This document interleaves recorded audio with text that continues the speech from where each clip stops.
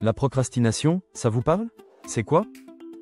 C'est le principe de tout remettre au lendemain, de reporter ou différer indéfiniment votre liste de tâches. Et pourtant ce comportement qui est une mauvaise habitude, est présent chez 9 personnes sur 10. Chez vous aussi? Bienvenue sur notre chaîne pour faire exploser les revenus des entrepreneurs indépendants.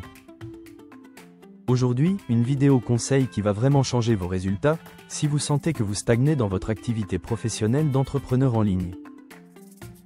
Nous avons aujourd'hui pas une mais 10 solutions à vous proposer pour lutter contre le phénomène de procrastination.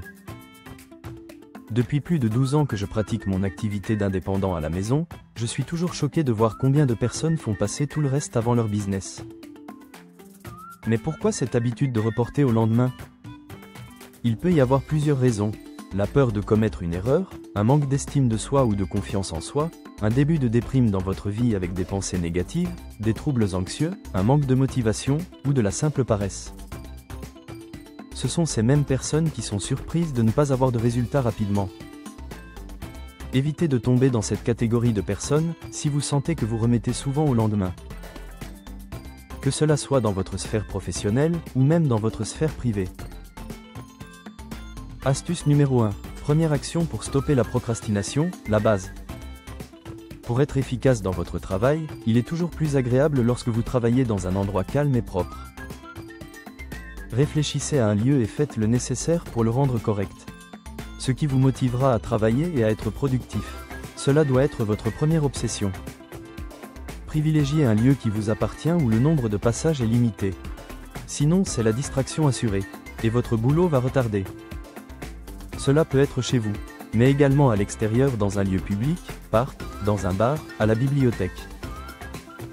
Moi j'ai décidé de m'installer au salon. J'ai la vue sur une grande fenêtre et c'est très lumineux. Je ne suis pas stressé ni en burn-out avec cet environnement de travail. Astuce numéro 2. 9 indépendants sur 10 l'ont reporté et ne le font pas. Vous devez déterminer des objectifs sur plusieurs semaines, mois et années. Vous le faites? Pensez y régulièrement. Là aussi, c'est un moyen pour commencer à vous mettre au travail. À ne plus reporter au surlendemain votre liste de choses, et même si elles sont désagréables. Quelques exemples d'objectifs que vous pouvez vous fixer jusqu'à la fin de l'année. 3 nouveaux partenaires dans votre business si c'est de l'affiliation, avec l'un d'eux qui deviendra votre plus grand collaborateur, lire un nouveau livre par mois, créer votre propre formation gratuite, parler de votre opportunité à 3 contacts par jour, publier vos articles ou vidéos, dans 100 groupes par jour sur les réseaux sociaux, faire 2 ventes par affiliation. Vous en pensez quoi? C'est trop difficile pour vous ou ce sont de nouvelles habitudes que vous pouvez mettre en place? Astuce numéro 3. Des journées bien remplies arrêtent la procrastination. Mettez en priorité les tâches qui vont vous permettre d'avancer dans votre travail, et celles qui vous rendront satisfait une fois réalisées. Tant pis si c'est une tâche ennuyeuse ou une tâche rébarbative.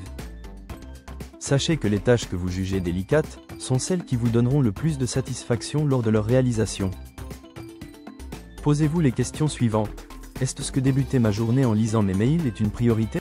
Est-ce que j'attends le dernier moment de la matinée pour me remettre en action? Il y a mieux à faire comme action les matins que de lire en priorité vos mails. Par exemple, augmentez votre visibilité sur les réseaux sociaux, appelez des prospects, des clients, déterminez des objectifs ou encore déléguez avec un outil, la planification de vos postes. Lisez vos mails 2 à 3 fois par jour uniquement, pas toutes les 5 minutes. Est-ce que regarder la télé le matin va faire avancer mon business? J'ai souvent regardé la télé le matin au réveil. D'ailleurs, être toujours en retard était ma spécialité. Je l'ai remplacé par la méditation, les étirements et la lecture. C'est un premier pas pour être plus productif. Est-ce que faire une sieste d'1h30 tous les jours est réellement bénéfique? Si vous en avez besoin, faites-le. Sinon vous perdez votre temps. Mais si vous êtes fatigué, il vaut mieux revoir votre rythme de vie. De planifier votre journée différemment, comme se coucher plus tôt le soir.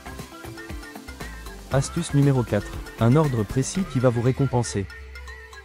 Commencez par les tâches les plus difficiles et importantes avant de vous attaquer aux tâches plus mineures qui requièrent moins de concentration ou d'énergie.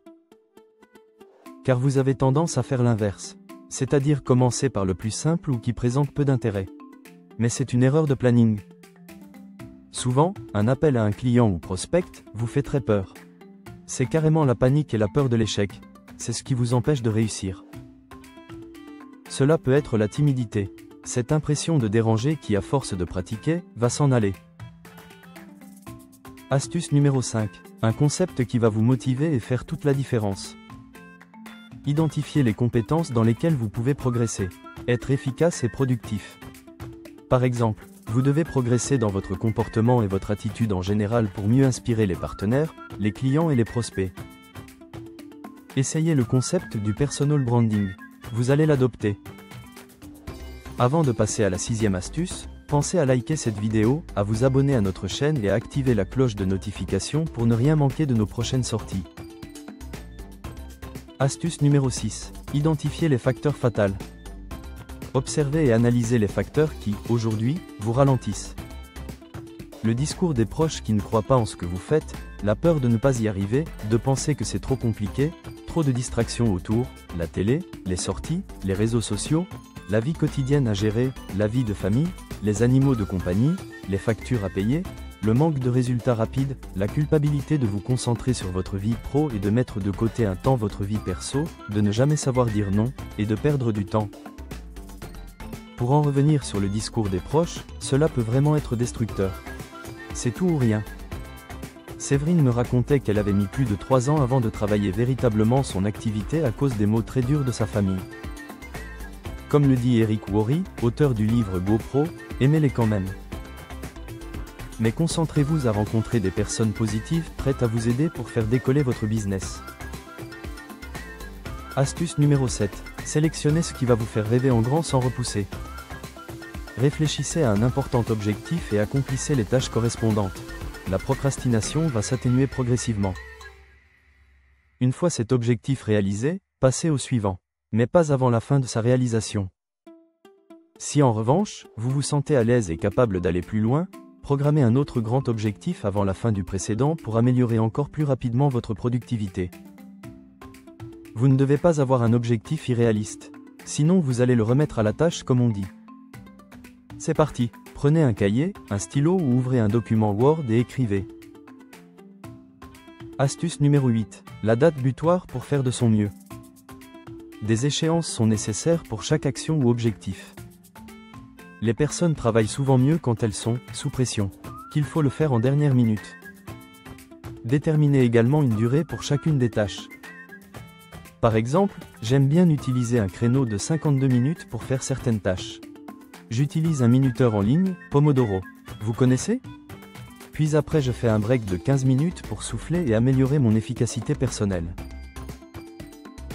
Astuce numéro 9. Le parfait exemple d'une vie accomplie. Gardez la forme et la vitalité afin d'accomplir l'ensemble de vos tâches. Faire du sport, ne pas fumer si possible, manger équilibré, faire des pauses de travail, ne pas se distraire toute la journée, bien dormir en respectant les temps suffisants de sommeil.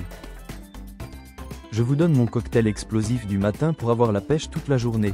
Méditation, lecture, écriture, sport, étirement, gym facial, visionnage de mes objectifs. Allez-vous appliquer la même routine que moi ? Astuce numéro 10. Analysez vos progrès comme nouvelle habitude. Gardez à l'idée la volonté de faire toujours des progrès et ne cherchez pas des excuses. Vous allez voir qu'avec cet état d'esprit, c'est lutter contre la paresse. Vous pouvez noter dans un carnet votre évolution pour constater cette progression. Cela vous motivera pour faire encore plus, d'accomplir au mieux. Dans mon carnet, je note le nombre de nouveaux prospects, mon taux d'interaction sur les réseaux sociaux, le nombre de ventes de mes formations, la conversion de prospects à clients ou filleuls, le nombre de livres que je lis, la quantité de produits que je fais tester à des clients potentiels. C'est la fin de cette vidéo. J'espère qu'elle vous a beaucoup apporté. Rappelez-vous, remettre au lendemain n'est pas juste une question d'être paresseux. Mais il peut être un mal-être avec une insatisfaction personnelle, d'avoir peur tout le temps, un problème de santé mentale, insomnie, des troubles alimentaires. Bon courage, car réorganiser sa vie n'est pas du tout simple. À très vite pour une nouvelle vidéo, et bon succès à vous.